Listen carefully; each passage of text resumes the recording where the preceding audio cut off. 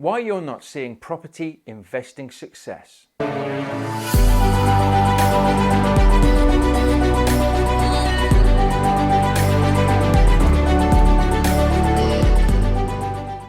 Hello, my name's Mark Fitzgerald. It's great to have you joining me here. So why are you not getting the success that you want when property investing? First and foremost, I would roll it all the way back to see why is it you want to have a property investing portfolio or business. Now, if you're getting into property, I always say that you should be looking at setting it up as a business. Run it as a business, have it in a limited company. There's some great tax benefits to having your property investing businesses in limited companies, as well as it makes you look serious. It makes you look like you intend to stick around. And of course, we don't want to be doing anything in business or in property if we are not intending to stick around. So if you're looking at strategies like rent to rent, you're looking at potentially being a deal sourcer or anything creative like that, you really want to make sure that you have a good, strong reason why you are doing that strategy.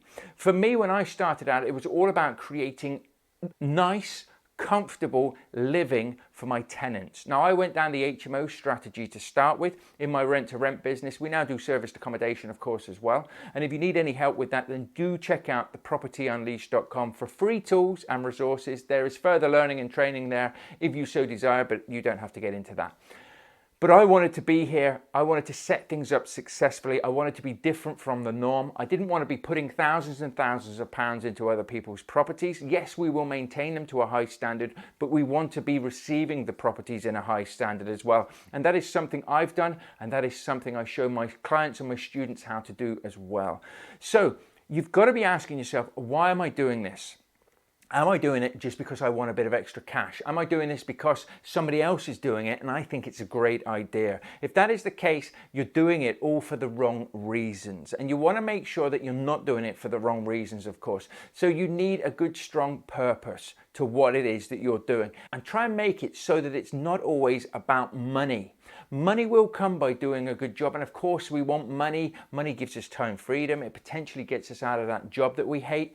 But if you can give it a higher purpose. So for me, it was all about showing my two sons, Jack and Lewis, that I could get out there, that I could build businesses and be successful on my own. I wanted to prove to them that if they want to do anything in life as they grow up, they can do. And I also wanted more time freedom to spend with them and of course be able to afford and do nicer things. So that was a very strong why for me. It wasn't all about money. Yes, there were money elements in there, and of course there always will be, but it was all about proving to them and myself, let me just say, that I could do this. Also, when you're looking at strategies that you want to do, like I say, deal sourcing, are you doing that because somebody else is doing it and you think it's a good idea? Or rent to rent, are you doing it just because you've heard somebody else talking about it? So what I see is most people who are only dabbling in it do not have the same determination, do not have the same grit, do not have the same desire to succeed, which is why they walk away. They walk away when potentially they may have been right in a good position to get that first deal over the line. And of course, deal source is the same as well. You will have deals fall over. Do you know what I mean? So you may be looking at getting a few deals, a few investors, then those deals start to fall over.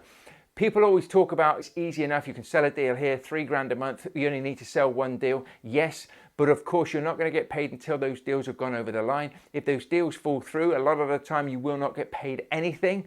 So for me, it was all about month on month residual income coming through, which is why I went for the HMOs first and foremost, because it's not such a seasonal operation as, of course, serviced accommodation is. But I knew where I was each and every month. I had guarantors on the tenants. I knew the tenant types. I knew my area very well. And it's all about making sure that you do the same with that. Okay, so make sure you do take time and you invest time into learning the strategies that you're trying to do. So whether it's rent to rent, read the books, listen to the podcast, watch your YouTube channels, go and use the free resources on thepropertyunleashed.com to really see if it's right for you, of course. And deal sourcing, exactly the same. Make sure it's creditable sensible people that you're following. I always say with deal sources as well, a lot of people will go out there, do a deal sourcing course, start trying to sell me rent-to-rent deals, yet they've never actually studied the rent-to-rent strategy. So they think it's a good deal. Why? Because they don't know any different. So a lot of deal sources would do a lot better if they actually learnt the strategies as well of the deals that they're looking for. So if you're looking at selling serviced accommodation deals, make sure you know how to run and operate serviced accommodation properties, so you know all of the facts, all of the costs involved, and it will make you such a better deal sourcer if that's something that you're looking at do. For me, I think we're all deal sourcers. If you're out there and in the property world and you're looking at doing a property business and building a property business, you are a deal sourcer, okay, whether you like it or not. Now, you might not source those deals for somebody else, you'll be sourcing them for yourself, but I'm a deal sourcer, and as I say, anybody out there is a deal sourcer as well. But you need to know that the deals that you're doing are good deals. Again, it's something I work very hard with my clients, with my students. I always get them and I'll ask them to send me over their numbers so I can check their numbers to make sure that they're doing good deals, because it's vitally important to be able to do that. The next thing you have to have is consistency. So you've got to make sure that you are doing the same things consistently time after time, but they are the right things to be doing in the right manner. No point being consistent with the wrong marketing, with the wrong tools, with the wrong scripts. Why? Because you can be consistent all you want, but you can be consistently wrong.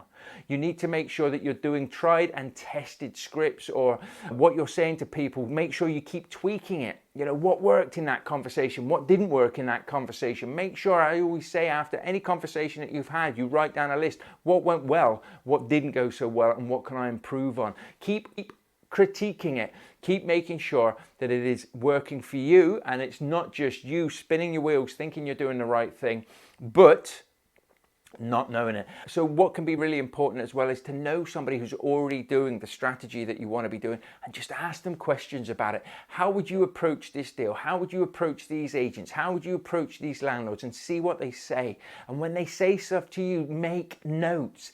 Listen to what they have to say, because it could be gold what they're telling you. And it could just be a couple of little tweaks is all you need to be able to get those deals. So another thing is persistency. So we talked about consistency. You have to be consistent doing the right things, and you have to be persistent in your follow-up, okay? Because consistency will get you results. Persistency will get those results over the line and will make you a winner. Persistency is key. So many people take no for an answer. Oh, they said no, they're not going to do that deal with me. But they never then follow up. They think it's almost rude to follow up with somebody in a month or so's time, in a couple of weeks' time. Keep following up with people. Basically, somebody says to you, stop following up with me, I don't have that deal anymore. Fair enough. Stop following up with them. You know what I mean? Take the hint.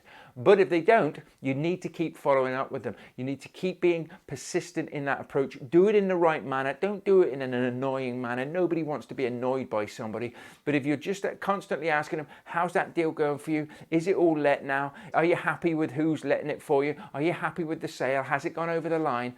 You're just constantly being there as a supportive mechanism, then chances are, if something goes wrong in the future, they will contact you again. Why? Because you've shown that you've cared, but you've done it in a manner that hasn't annoyed them. So that's very important as well.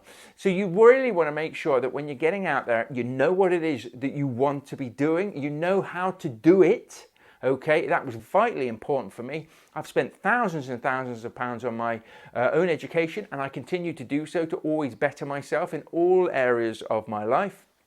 So you should do the same, because I highly recommend it. You will then do better deals. It is very easy to make money in property doing the right things, but trust me, it is also very easy to lose money in property by not knowing all of the facts and everything that you need to be doing as well. Then once you know what it is that you need to be doing, you've got to be consistent with it. Make sure you're out there, you're putting in the reps, you're being consistent in your approach. And then when you start to get traction, it's all about being persistent with following up with people, not annoying, just offering a service, offering your help, seeing if you can support them, see if you can point them in the right direction, and see if they come back your way in case those deals have gone. If you get those deals over the line straight away, happy days.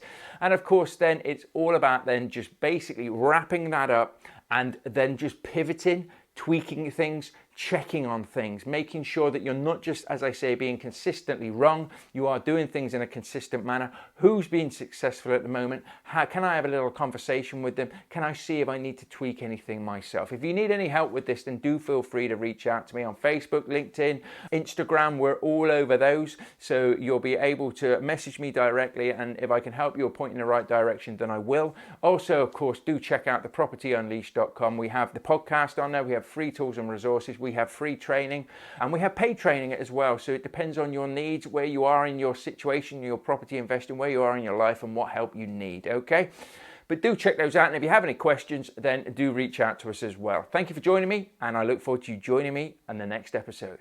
Bye for now.